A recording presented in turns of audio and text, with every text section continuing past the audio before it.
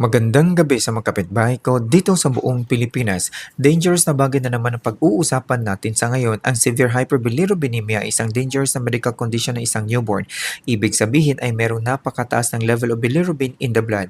Kapag hindi na na-manage ay aakyat ang excess bilirubin sa utak ng sanggol na magdudulot ng permanenteng damage sa utak o ang tinatawag na kernicterus. Halika pagkwentuhan natin ang mga factors. Ang unang factor ay ang blood type mismatch between the mother at ang sanggol. Ang mother na merong blood type O ay naturally merong anti-A at anti-B na immunoglobulin G antibodies na nakaka-penetrate o nakakapasok sa placental barrier na nakakaabot sa sanggol na merong blood type na A or blood type na B. Ang ganitong sitwasyon ay tinatawag na ABO incompatibility na siyang nagkakaroon ng infant RBC distractions. Ang pangalawang factor ay ang RH mismatch or RH incompatibility. Ang RH ay rhesus at ang halimbawa ay yung positive sign at negative sign na katabi ng blood type. Ang mother na merong RH negative ay nagkataon na ang dinadalang sanggol ay RH positive at magkakaroon ng reaction.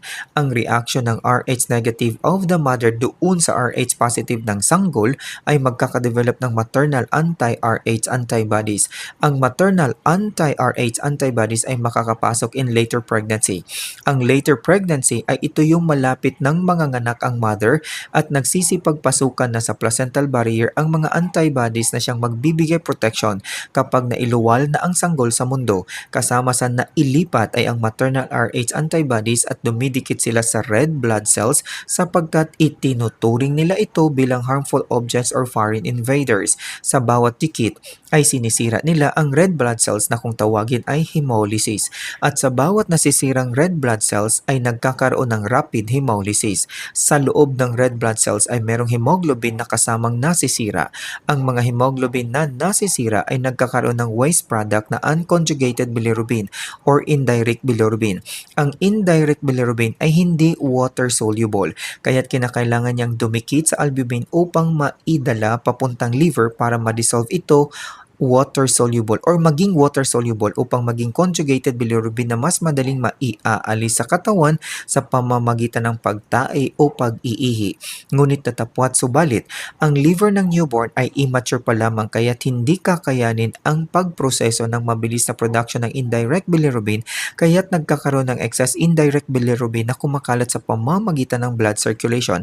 Ang pangatlong factor ay ang genetic na ang halimbawa ay ang G6PD deficiency.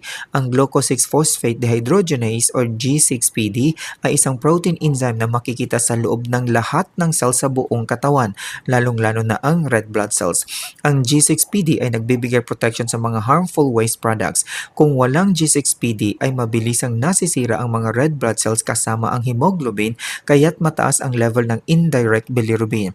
Ang isa pang genetic factor ay ang mutation in the UGT1A1 gene.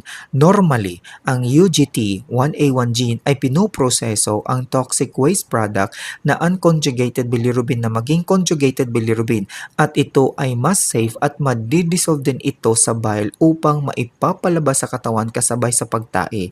Ngunit tatapat subalit, ang UGT1A1 gene ay naging mutant kaya't wala nang makakatulong sa pag-aayos ng unconjugated bilirubin. Ito ay naging high level at sumasama na rin sa daloy ng dugo hanggang nakakaabot na sa balat, mata at utak. Kung susumahin natin ang mga kadahilanan o factors na ABO incompatibility, RH incompatibility, genetic factors tulad ng G6PD at mutation of GT1A1 ay nagpang-abot sa severe high level of bilirubin. Ang severe high level of bilirubin na sumasama sa daloy ng dugo na nakakaabot sa balat at na build up ay nagiging rason sa skin yellowish discoloration kasama na ang chest skin, belly skin, arm skin, leg skin, palms and soles at kapag nakaabot sa mata at na build up doon ay nagre-resulta sa yellowish sclerae. Kung nakaabot na sa utak at na build up na rin doon at maaapektuhan ang utak ay tinatawag ding kernicterus. Naaapektuhan ang neurological status tulad ng pagkakaroon ng extreme sleepiness or lethargy, floppy muscle tone or hypotonia, or rigid muscle tone or hypertonia, backward arching of the neck and body or opisthotonus, and seizures. Apektado din ang behavior ng sanggol na nagre-resulta sa poor latching or weak sucking or refusing to feed from breast or bottle, high pitch or unusual crying, and extreme fussiness or irritability. Ang long-term effect or permanent effect ng brain damage or kernicterus sa sanggol ay ang athetoid cerebral palsy na nagre-resulta sa trouble with body control and movement tulad ng dystonia, chorea, at balance problem. Meron ding hearing loss or total deafness, apektado din ang speech, meron ding problema sa paningin at paggagalaw sa mata. At meron ding tooth enamel problems or dental hypoplasia at meron ding cognitive delayed development. Abangan nyo lamang ang diagnostic test para sa severe hyperbilirubinemia.